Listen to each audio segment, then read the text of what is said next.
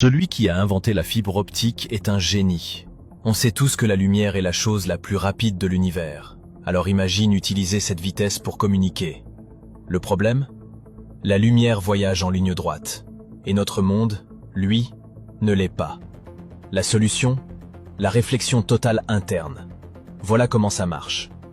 Dirige un laser dans de l'eau. Tu verras de la réflexion et de la réfraction. Mais si tu augmentes l'angle, quelque chose de magique se produit. Toute la lumière est renvoyée en arrière. C'est ce qu'on appelle la réflexion totale interne. La lumière passe d'un milieu dense à un milieu moins dense, atteint un certain angle critique et rebondit entièrement. C'est exactement ce principe qui est à la base de la fibre optique. À l'intérieur, une fibre optique, c'est un filament ultra fin en verre ou en plastique, avec un indice de réfraction élevé.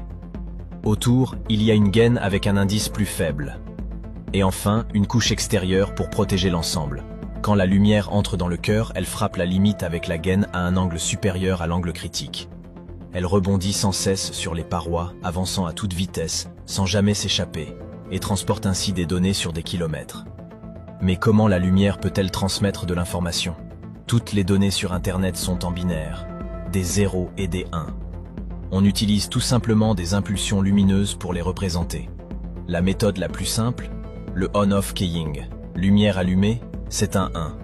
Lumière éteinte, c'est un 0.